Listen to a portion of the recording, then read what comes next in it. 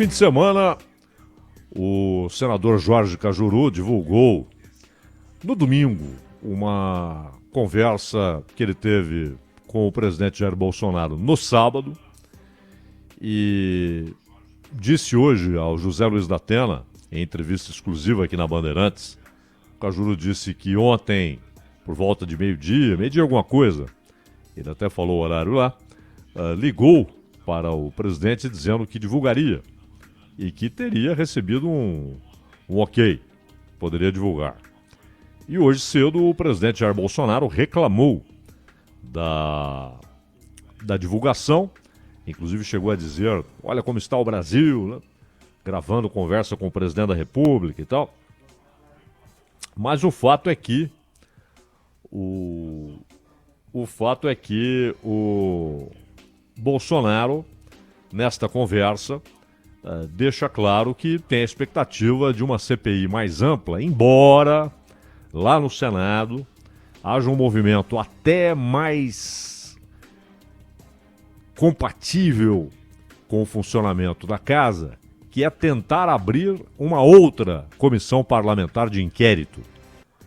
Em vez de tentar simplesmente ampliar uma CPI que tem como fato original, fato motivador, investigar a atuação do governo federal no combate aos efeitos do coronavírus, ampliando para a ação de governadores, prefeitos, enfim, saber exatamente como o poder público no Brasil agiu, atuou e tem atuado nesse combate, naquilo que a Sônia há pouco chamou de guerra. Pois bem, da minha parte, eu não tenho dúvida que o melhor é que tenhamos uma investigação de tudo. De tudo. Do que fazem governadores, do que fazem prefeitos, de como foi usado cada centavo de dinheiro público que foi colocado à disposição para as medidas pertinentes no combate aos efeitos do coronavírus, desse espalhamento do vírus. E só que há caminhos mais inteligentes. E um deles é uma segunda comissão parlamentar de inquérito. Ah, mas como? Tem jeito? Claro que tem. Não seria a primeira, nem será a última vez, se acontecer. Não será a última vez que duas comissões parlamentares ocorrem ao mesmo tempo, simultaneamente, em uma das casas, ou até comissões mistas, né? Envolvendo as duas casas, Câmara e Senado. Na conversa, Bolsonaro também fala a respeito de ir diretamente no Barroso para que ele seja instado, provocado a determinar ao presidente do Senado que coloque em votação os inúmeros pedidos de impeachment contra ministros do Supremo. Para que a gente tenha uma ideia, 10 ministros do Supremo, só um que não, 10 ministros do Supremo são alvo de ações desse tipo, ou seja, de pedidos de impeachment. E algumas com força extraordinária. É o caso do Alexandre de Moraes, né? Há um pedido de impeachment do Alexandre de Moraes que conseguiu levar até o Senado uma lista de alguns milhões de assinaturas pedindo a votação do impeachment do Alexandre de Moraes. Só que há uma questão interessante na lei. CPI e processo de impeachment são coisas diferentes. Por exemplo, há inúmeros pedidos para a abertura de um processo de impeachment contra o Bolsonaro que estão na Câmara. E alguém pode perguntar, por que o Supremo não manda o presidente da Câmara, Arthur Lira, iniciar o processo para que a Câmara, ao fim, autorize ou não um julgamento, que aí, claro, é no Senado, do impeachment do presidente? Por que não há essa ordem do Supremo para o Arthur Lira? Porque no caso específico de impeachment, e quando é do presidente da República, chefe do Executivo, o processo é esse, copiado, aliás, dos Estados Unidos.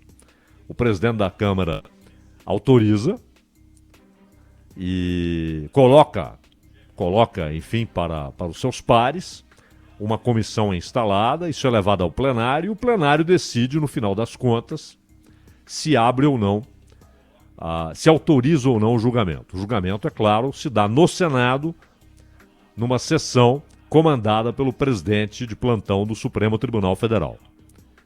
Isso no caso de presidente da República. A diferença para a lei nos Estados Unidos é que aqui, autorizado o julgamento, o presidente da República é afastado do cargo e lá não. Lá ele continua. Aqui, resolveram que ele deve ser afastado para que ele não tenha o poder de chefe de governo e de Estado, né, já que é um regime presidencialista, para combater o julgamento, para combater a possibilidade de o Senado removê-lo do cargo, com o poder de presidente da República. Lá não, porque eles partem de uma outra lógica. Primeiro, se está aberto ou se está autorizado um julgamento, não houve julgamento. E não tem de haver uma antecipação da pena. Ele não tem de ser afastado de um cargo para o qual ele foi eleito por milhões. Milhões o colocaram na presidência, então não faz sentido que ele seja afastado porque a Câmara autorizou o Senado a julgá-lo. E mais, se o presidente é afastado, quem assume? O vice. E aí, entenderam os legisladores americanos que o vice pode, com o poder da presidência, trabalhar pelo impeachment. Convenhamos que não é uma cena estranha aos brasileiros, não é? Então, me parece muito mais razoável, correto, o que eles fazem lá. Aqui copiaram grande parte do processo. Começa na Câmara, a Câmara autoriza e vai para o Senado. Quando é julgamento de ministro do Supremo, não passa pela Câmara. É assunto do Senado. É completamente diferente. Porém, em ambos os casos, quando se fala em impeachment, seja do presidente da República, presidente da Câmara, que pode autorizar ou não, seja ministro do Supremo, presidente do Senado, é que pode autorizar ou não. Pode autorizar ou não o início do processo, o desencadear do processo. CPI não. É completamente diferente. CPI isso virou até um lugar comum, né? Um chavão. Mas é uma verdade. E a previsão é essa. É um instrumento da minoria. Então você tem uma maioria estabelecida. No Brasil isso é muito frágil. Muito frágil. Quem tem maioria hoje no Congresso brasileiro? O governo ou a oposição? Olha como a política brasileira é esquisita. Não é possível dizer. Porque você tem uma maioria, esta sim maioria, que ora é governo, ora é oposição, no mesmo governo. Às vezes, num mês ela é oposição, no mês seguinte ela é governo, e 3 meses depois volta a ser oposição. Às vezes é oposição ocasional, às vezes é situação ocasional.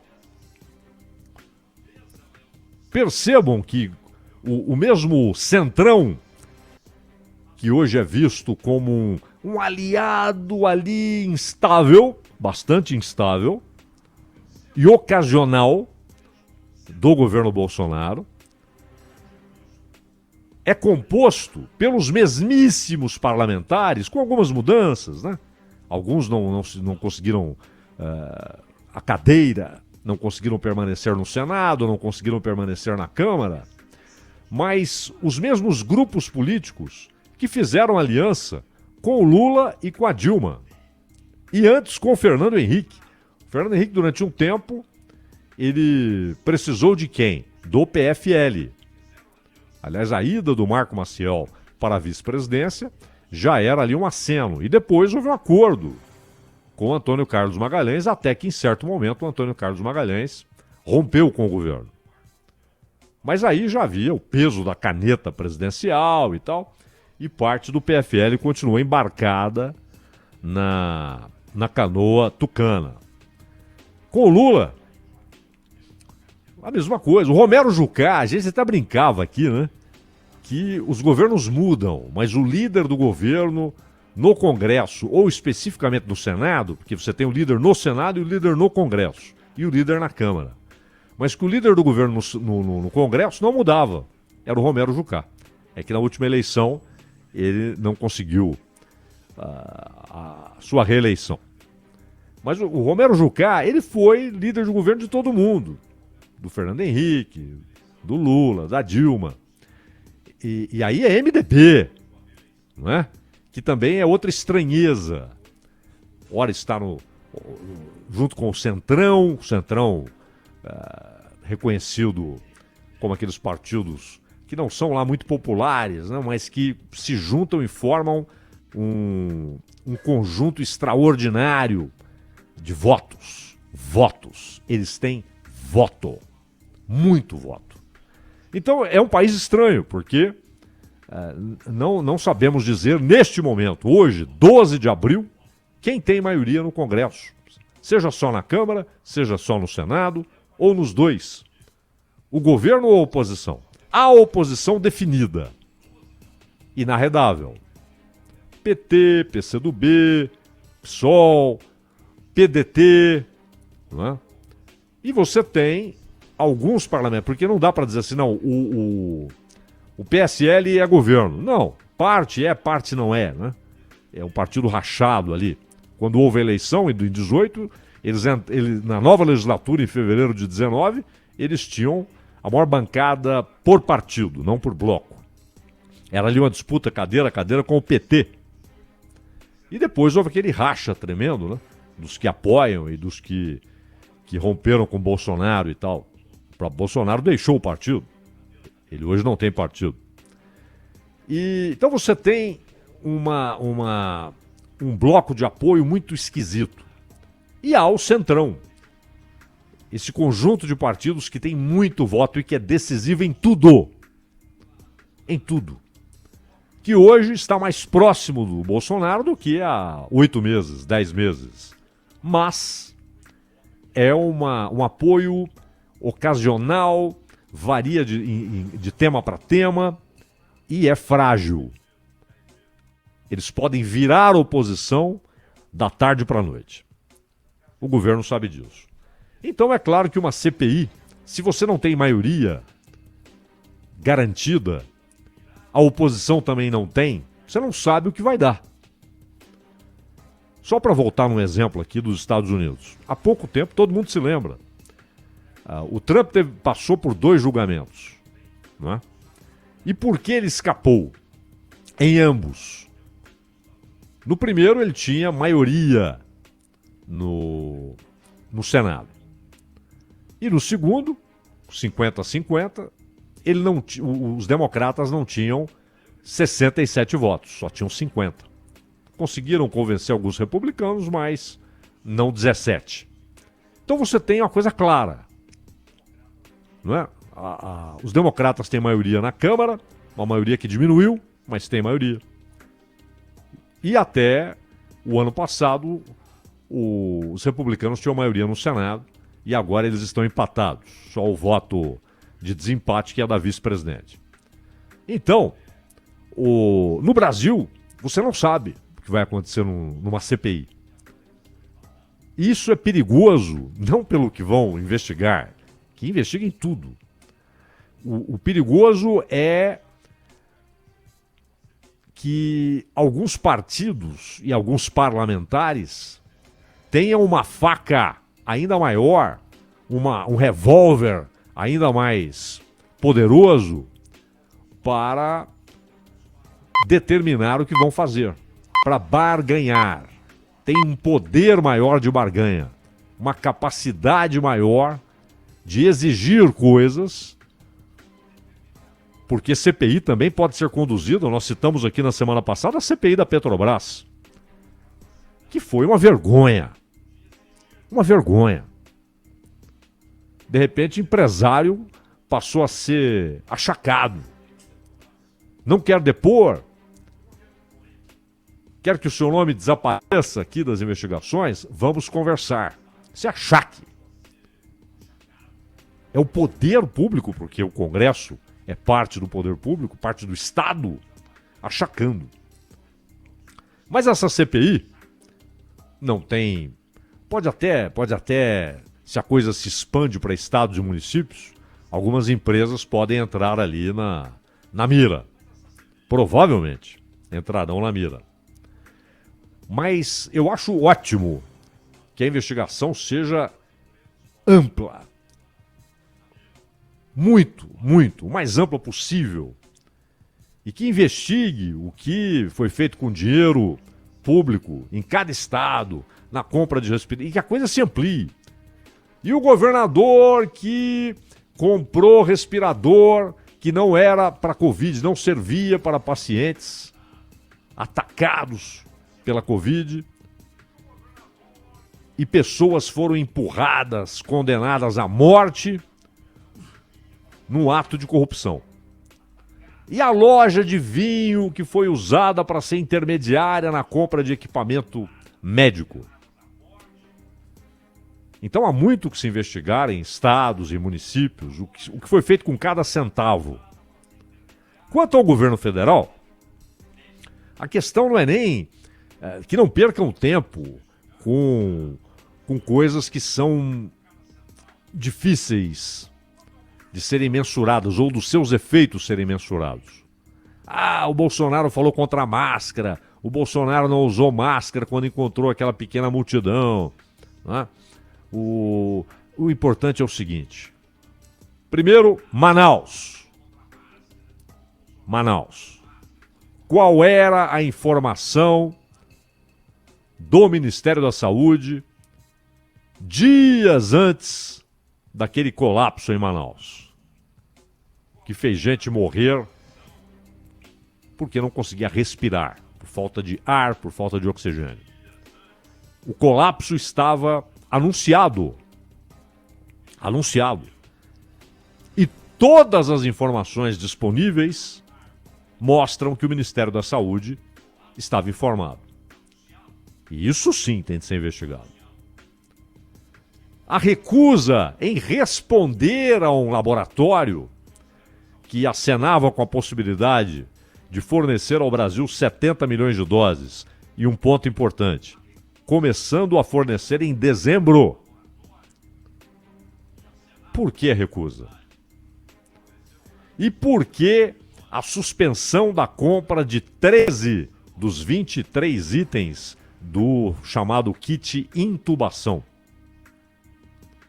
O kit intubação, por acaso, naquele momento, agosto de 2020, foi considerado desnecessário? Eles acharam que estava tudo resolvido, o problema estava contornado? Quantas vidas custaram essas medidas, essas decisões? Em Manaus, a falta de resposta para o laboratório, a decisão de suspender a compra de 13 de 23 itens do kit intubação. Isso sim tem de ser investigado. E também tem de ser investigado o que os estados fizeram, o que as prefeituras fizeram. Então vejo ali que o movimento dos prefeitos diz que isso aí é cortina de fumaça. Talvez seja o objetivo. Não importa. Já que é para investigar porque tudo é dinheiro público. Então cabe ao Congresso sim responder, aproveitar a CPI e responder como foi usado cada centavo do dinheiro público, tentar descobrir onde houve corrupção e quais os agentes da corrupção, quem usou a pandemia para roubar e, como consequência, condenou pessoas à morte, no caso dos respiradores que citamos aqui, compra superfaturada de aparelhos que não serviam para pessoas atingidas pela Covid. O Witzel, por enquanto, é o que foi pego ali na curva, não é? O Witzel, que nem governador é mais, está afastado, ainda não está formalmente destituído. Processo longo também, arrastado. Mas está lá o vice dele, que, convenhamos, né?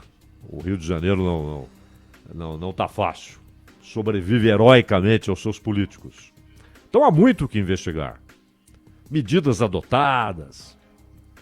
Mas não falta coisa para ser investigada.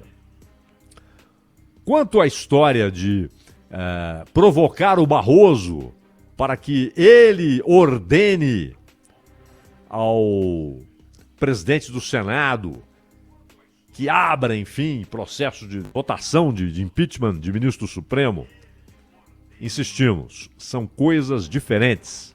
O processo é diferente. No caso de impeachment, sim, o presidente da Câmara, quando se trata de presidente da República, e o presidente do Senado, quando se trata de ministro do Supremo, eles têm, sim, a capacidade legal de deixar na gaveta. Foi o que Eduardo Cunha fez. Havia um caminhão de pedidos de impeachment contra a Dilma e ele deixava na gaveta, mas ia mostrando para o governo, olha o que eu tenho, olha o que eu tenho, olha o que eu tenho. Né? Até que chegou um momento que ele já não tinha interesse em deixar na gaveta, né? Porque houve um rompimento com o Palácio do Planalto, com a Dilma. Então houve pedidos de impeachment. Houve pedidos de impeachment e ele só abriu a gaveta quando já havia uma guerra entre ele e a Dilma. Entre o presidente da Câmara e o governo Dilma. Então essa prerrogativa os caras têm. O presidente da Câmara, no caso do presidente da República, para autorizar ou não, ao fim, que a Câmara autorize ou não o julgamento no Senado do presidente da República. No caso do ministro do Supremo, é tudo no Supremo. É tudo no Senado. E aí o presidente do Senado pode ou não engavetar e soltar da gaveta quando achar conveniente. Vejam o caso, que não é de impeachment, mas é autorização da Câmara para que Bolsonaro seja julgado no Supremo numa ação movida pelo Flávio Dino, governador do Maranhão, que acusa o Bolsonaro de ter, contra ele, Flávio Dino, usado de calúnia, injúria e difamação. Aquela história lá, que o Bolsonaro disse que o Flávio Dino não teria autorizado a Polícia Militar a participar de um esquema de segurança quando ele, Bolsonaro, visitou o Maranhão. O Marco Aurélio mandou para a Câmara. Mas a Câmara pode deixar aquilo ali, ela está orientada, instada a tomar uma posição. Pode ou não julgar o presidente. Pode ou não aceitar a denúncia. Hein? Aceitar a denúncia, porque aí o Supremo pode até dizer, não, essa denúncia é fraca, vazia. Então não vai ter nem julgamento. Não é autorização para julgar, é para aceitar a denúncia. A Câmara pode demorar o tempo que quiser. Agora, CPI não. Por que CPI é diferente? Porque CPI é o tal instrumento de minoria. E se você tem, no caso do Senado, pelo menos 27 assinaturas, ou seja, 1/3 do total, são 81 senadores, ele é obrigado a tocar o barco, a desencadear o processo. É simplesmente isso. São coisas diferentes, legalmente diferentes. O poder que tem o presidente da Câmara e o presidente do Senado em relação a pedidos de impeachment ou de autorização para que uma denúncia contra o presidente seja recebida ou não no Supremo. O Supremo é que decide se recebe ou não, mas não pode nem analisar se recebe ou não sem autorização da Câmara. CPI não.